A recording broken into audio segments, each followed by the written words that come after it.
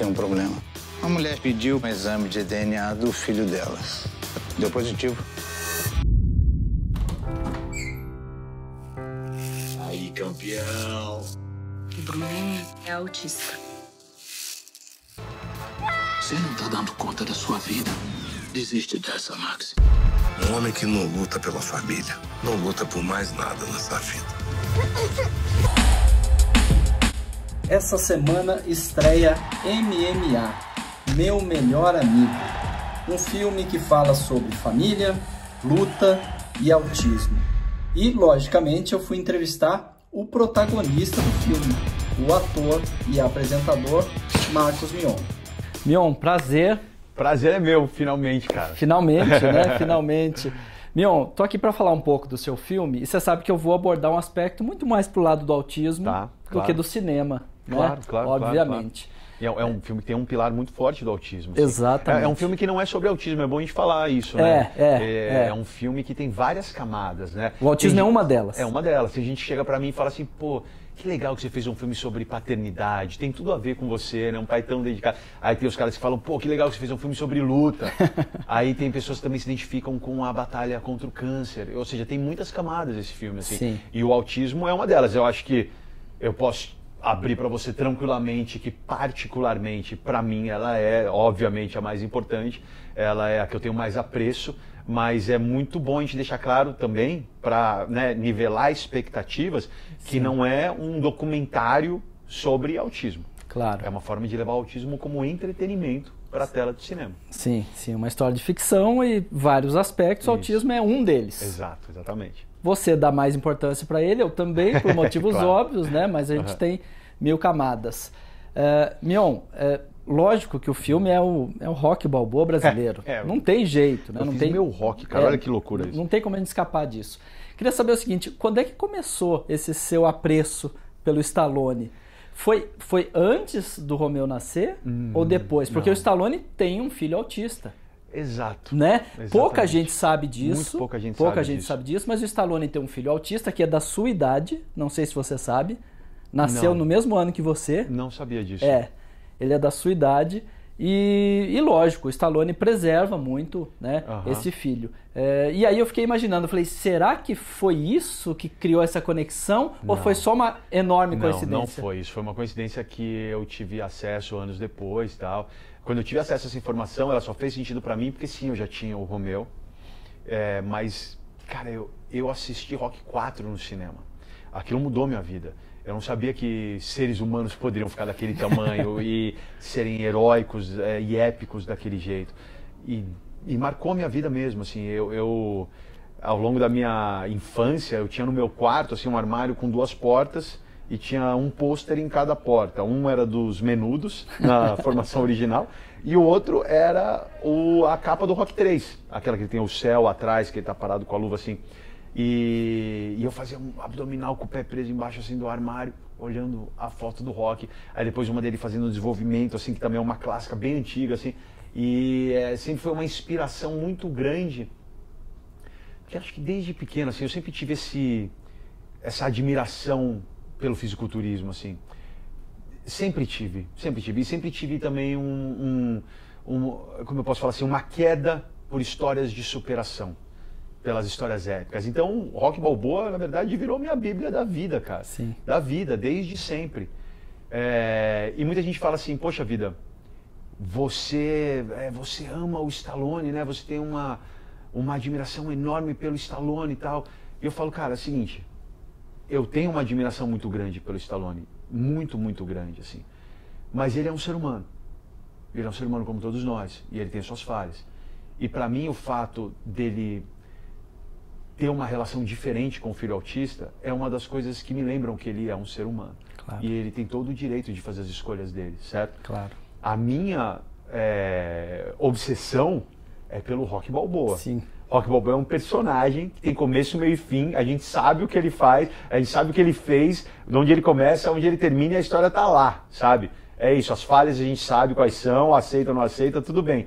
Mas o Stallone é um ser humano como todos nós, ele é um dos maiores seres humanos, dos mais brilhantes, mas, cara, passível de falhas, como todo mundo. Eu tenho que te falar isso, que eu nunca digeri muito bem essa história do filho autista dele não aparecer. Isso é uma coisa que eu nunca peguei muito bem, na verdade. É algo que fica controverso por um lado, mas só ele sabe. Também, né? quem somos nós para julgar? Exato. Eu já vi entrevistas dele, tipo, acho que na Oprah, se eu não me engano, falando abertamente, entrevistas grandes para um grande público, então não é que ele esconde. Claro. Ele tem as questões dele para não expor. Não expor e não morar junto com ele, enfim. Exato. Tudo bem. Exato. Cada um, exato.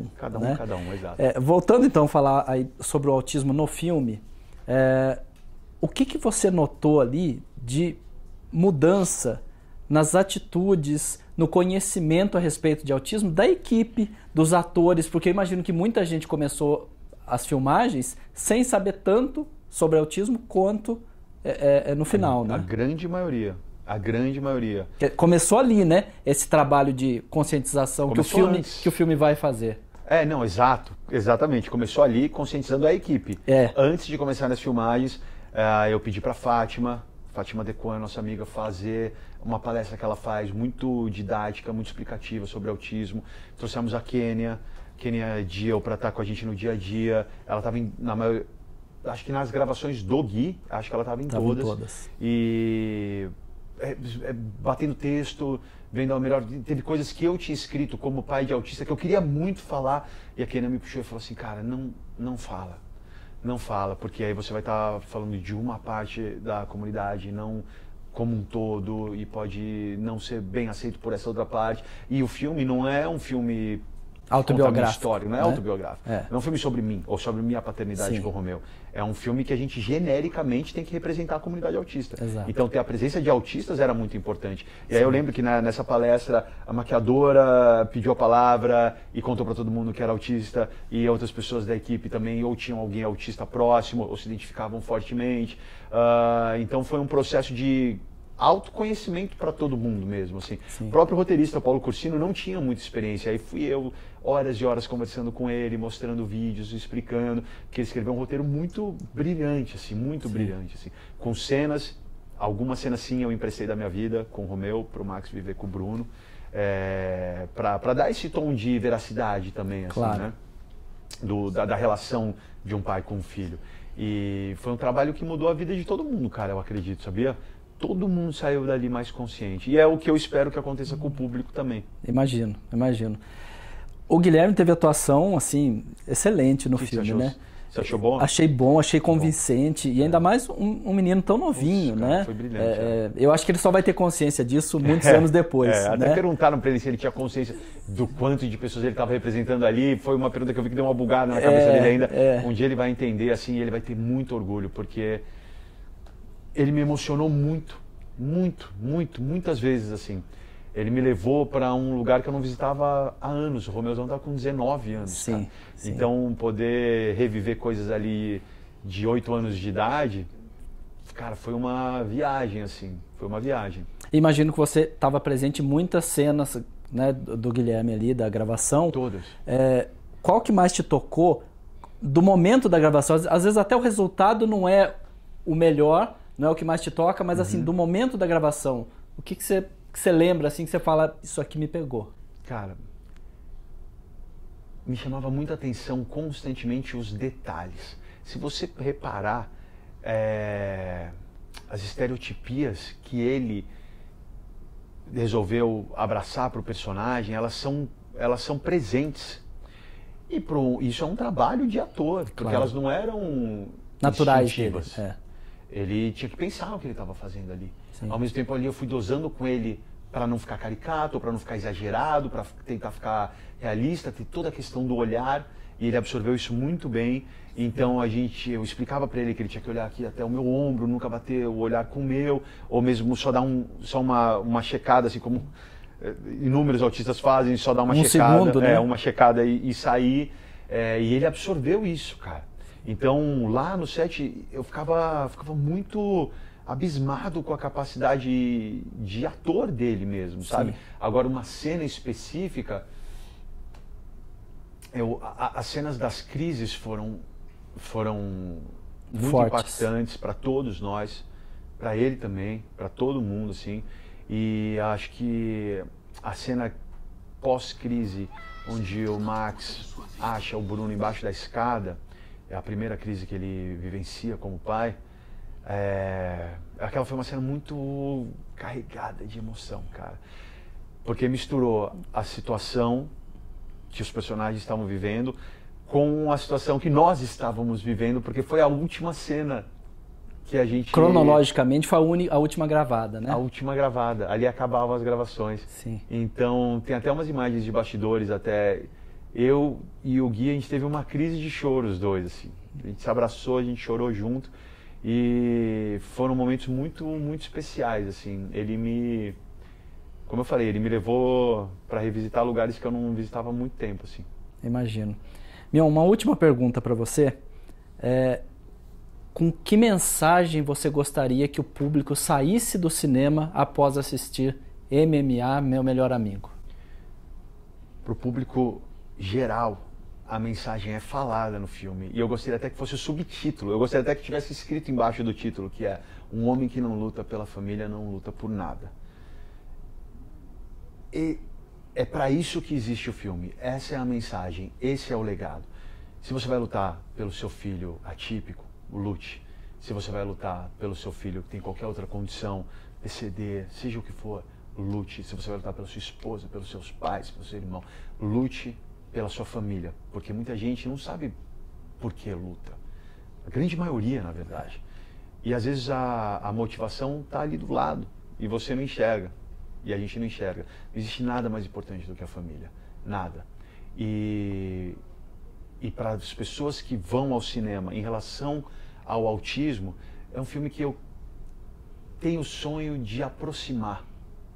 Filme de conexão. Ele é um filme sobre conexões, né? Então eu gostaria muito que as pessoas que não têm nenhum tipo de contato com a comunidade autista, que elas se deixem encantar e que elas entendam que...